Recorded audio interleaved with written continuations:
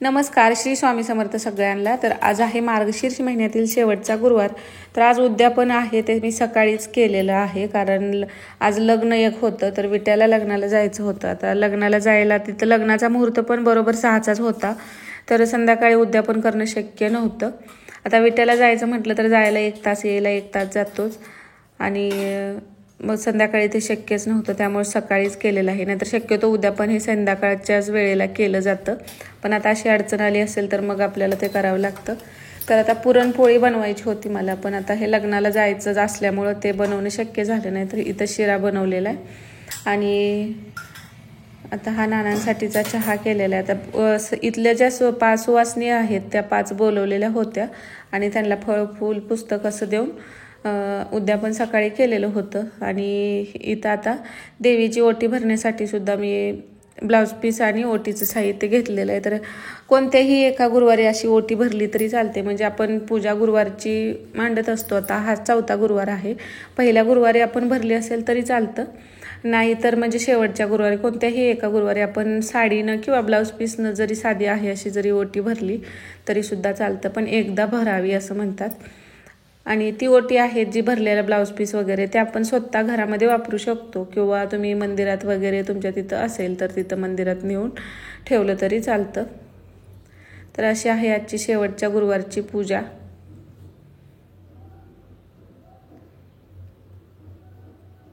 तर 5 कुमारिकांना किंवा ह्यांना सुवासिनीला बोलवलं, म्हणजे आपल्याला जसं शक्य आहे तसं आपण बोलू शकतो। इथं हे लग्न आहे, तर विट्यामध्ये जय मातादी हॉलमध्ये हे लग्न होतं। तर आम्हाला जायला म्हणजे मंगलाष्टिका सुरू होण्याच्या सुरू झाली तोपर्यंत म्हणजे आम्ही पोचलेलो होतो। 5 वाजता निघालेलो, पण बरोबर जाईपर्यंत 1 तास गेला।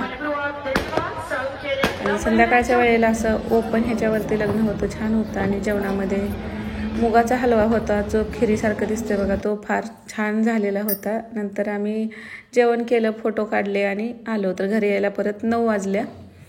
तर हा आहे आता दुसऱ्या दिवशीचा व्हिडिओ, म्हणजे आजचा शुक्रवारचा। तर इथं आता उत्तर पूजा करायची आहे। आता सकाळचं मुलांचं डबं वगैरे सगळं आवरून दिलं, तर आता 10 वाजलेले आहेत, आणि आता मी उत्तर पूजा करायला घेते। तर उत्तर पूजा करताना पण दिवा लावून घेतलेला आहे, आपला नेहमीचा मंदिरातला दिवा असतो तोच घेतला आहे मी। आणि इथं परत हळदी कुंकू लावायचं, अगरबत्ती लावून घ्यायची, परत एकदा अशी पूजा करून घ्यायची। आता डायरेक्ट आहे असं सगळं उचलून न ठेवता अशी दिवा लावून अगरबत्ती किंवा धूप जे काही लावायचं आहे ते लावून तुम्ही आपण पूजा करून घेतली। आणि इथं साखरेचा नैवेद्य दाखवलेला आहे। आता दुसरं काय तुम्हाला नाही झालं शक्य तर साखरेचा आपण नैवेद्य दाखवू शकतो। आणि मग आता ही आपली उत्तर पूजा आहे ती आपल्याला काढून घ्यायची आहे। आता जे देवीचं मुकुट वगैरे असेल ते तुम्ही होतं तसं जिथं घेतलेलं तिथं पॅक करून ठेवायचं, आणि देवीला आता प्रार्थना करायची की आजचा शेवटचा दिवस होता का, हे चुकलं असेल तर माफी असावी, आणि कायम देवीची म्हणजे सदैव हात आपल्या डोक्यावरती असावा। नंतर आता ह्या समय आता मी सकाळी लावलेल्या नव्हत्या, फक्त 1 दिवा लावला तरी चालतो, पण 1 तरी दिवा लावायचा। आता हे सगळं फुलं जे आहेत हे आपल्या झाडांच्या ह्याच्यात टाकलं आपण बुडामध्ये तर त्याचं खत होतं, पाण्यात विसर्जन करण्यापेक्षा तसं टाकू शकता, किंवा वाहतं पाणी असेल तर तिथं तुम्ही टाकू शकता। दिवा आहे तो तिथंच ठेवला, आणि जे काही मंदिरातली घंटी वगैरे साहित्य होतं ते जिथल्या तिथं ठेवून दिलं। आणि आता जे पुस्तक आहे समया घासण्यासाठी, आता ह्या समया घासून ठेवून द्यायच्या। आणि आता इथं कसं देवपूजेसाठीचं जे काही साहित्य असतं ते इथं ड्रावरमध्येच असतं, त्यामुळं सगळं एका जागेला परत आपल्याला हवं त्यावेळेस सापडतं। आणि जे आता ब्लाऊज पीस आहे तो आपण परत घरी वापरण्यासाठी यूज करू शकतो, जी देवीला काल ओटी भरलेली होती। आणि जे ओटीचं सामान आहे ते सुद्धा आपण परत यूज करू शकतो, ह्याला टाकून द्यायची किंवा विसर्जन करायची गरज नाही। फक्त फुलं पानं आहेत ते काढून आता एका कॅरी बॅगमध्ये मी जमा केलेले, आता ही झाडाच्या बुडात तिथं टाकायची। शक्यतो पाणी टाकलं तर काय होतं की पाण्याचं प्रदूषण करण्यापेक्षा असं झाडांना याचं खत होतं, कुठंही म्हणजे पायदळी येऊ नये तशी जी फुलं वगैरे आपण जे पूजेसाठी साहित्य यूज केलेलं आहे ते करू शकतो। फळं आपण खाण्यासाठी यूज करू शकतो, आणि वटीचं साहित्य असंच एका डब्यामध्ये आता मी भरून फ्रीजमध्ये ठेवते, जे काही वटीचं साहित्य असेल ते, म्हणजे ते खराब होत नाही।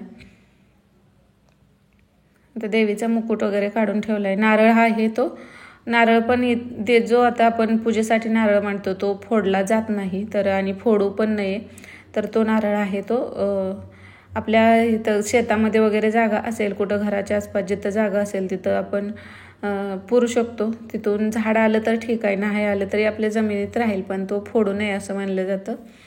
आणि शक्य असेल तर मग वाहत्या पाण्यात टाका, किंवा ते पण नसेल तर मग असं तुम्ही गार्डनमध्ये तुमच्या ठेवू शकता. आणि जे कलशातलं पाणी आहे ते आपण सगळ्या घरामध्ये असं शिंपडू शकतो. आणि रुपया आणि सुपारी टाकली होती ती आपण काढून परतच्या पूजेमध्ये सुद्धा यूज करू शकतो. आणि जे तांदूळ आहेत ते आता पक्ष्यांना टाकू शकता तुम्ही, किंवा खाण्यासाठी यूज केलं तरी चालतं. आता हे पाट वगैरे हे सगळं आता पूजेसाठीच आता शेवटचा गुरुवार होता, त्यामुळे आता हे काही लवकर लागणार नाही. आणि देवीचं आता माझ्याकडे वस्त्र वगैरे नाही, तर फक्त हा एक मुकुटच आहे. तर हे आहे असं मी या बॉक्समध्ये पॅक करून ठेवला आता याला पुढच्या वर्षी. आता इथंच गौरीचं मुकुट वगैरे पण इथंच आहेत, तर इथंच ते ठेवून दिलं. आणि नारळ आता परत मला हा म्हणजे शेतामध्ये पुरून द्यायचा आहे. आणि हे तांदूळ आहेत ते आता पक्ष्यांना वरती छतावरती टाकलं तर पक्षी खाऊन जातात, नाहीतर खाण्यासाठी वापरलं तरी चालतात. पण प्रत्येक पूजेत आपण ते यूज केलेलं असतं, त्यामुळं त्याला हळदी कुंकू वगैरे लागलेलं असतं. धुवून ते तुम्ही वापरू शकता. आणि ब्लाऊज पीस वगैरे आहे ते ठेवून दिलं सगळं. आणि इथं आता तो ब्लाऊज पीस नेहमीच मी पूजेसाठी यूज करते. आणि इथं जिथं आपण स्वस्तिक काढून हळदी कुंकू टाकलेलं असतं रांगोळीवरती, तिथं परत हळदी कुंकू टाकून नमस्कार करायचा. आणि ही रांगोळी आहे ती पण डायरेक्ट झाडून अशी कचऱ्यात न लावता गोळा करून आपण झाडांच्या बुडात टाकून दिली तर चांगलं. म्हणजे पूजेसाठी आपण जे काही साहित्य यूज करतो ते असं म्हणजे कुठंही पायदळी येईल किंवा असंच इकडं तिकडं हे करण्यापेक्षा अशा पद्धतीने उत्तरपूजाचे करून घेतलेली आहे. तर आता सकाळचे स्वयंपाक भांडी झालेली आहे, तर आता ही पूजेची भांडी फक्त घासायची आणि आता झाडून काढून पसारा आवरून फरशी पुसायची राहिलेली. तर सकाळी एकदा झाडलेलं असतं, पण परत 10-11 वाजता सगळी कामं झाल्यानंतर मुलं गेल्यानंतर परत थोडाफार पसारा इकडं तिकडं झालेलं असतंच. तर हे सगळं आता सोप्यावरती पण असं थोडं थोडं आहे, असं तर जास्त खराब नसेल तर असं फक्त कवर व्यवस्थित करून झटकून घेतलं तर निघून जातं. तर आज शुक्रवार आहे आणि आज आभाळ आलेलं आहे, आमच्याकडे पावसाचं वातावरण झालेलं आहे. तर आज ऊन अजिबातच नव्हतं. तर आता हे सगळं झाडून घेऊन फरशी पुसून घ्यायची आहे मला. तर वरची फरशी आहे ती मी रोज नाही पुसत, ते 2-4 दिवसातून एकदा पुसते. तिथं वरती जास्त खराब होत नाही, कारण तिथं जास्त यूज होत नाही. पण हॉलमध्ये कसं सगळं येणं जाणं आणि जास्त यूज हा हॉलचाच होतो. आणि हॉल आणि किचन हे आपल्याला रोजच्या रोजच पुसावं लागतं. तर आता पूजेमध्ये येतात तसं प्रत्येक गुरुवारी पूजा मांडत होतो. आता कुठं कुंकू ओलं झालेलं असेल, डाग पडला असेल तर ते लाल असं आपण पुसलं तरी निघत नाही. पण रिनाला घेतलं ना, जे आपण व्हाईट कपड्यांसाठी वापरतो ते थोडंसं टाकून असं फडक्यानं पुसून घेतलं का जे काही कुंकाचे किंवा गुलाल वगैरे असं सांडला असेल, पडला असेल तर त्याचे डाग लागलेले असतात ना, पूजेमध्ये आपण पूजा मांडताना इकडं तिकडं ह्याचे कुंकवाचे डाग पडतातच. तर रेनालाने अशा पद्धतीने पुसून घेतलं ना, जिथं डाग आहे तिथं रेनाला टाकायचं आणि असं कापडाने थोडं चोळून घ्यायचं त्या ठिकाणी आणि 5-10 मिनिटासाठी असंच ठेवून द्यायचं. नंतर आपण नॉर्मल जशी फरशी पुसतो तशी पुसून घेतली तर ते जे डाग आहेत लालसर वगैरे कुंकवाचे अजिबात राहत नाहीत, सगळे निघून जातात.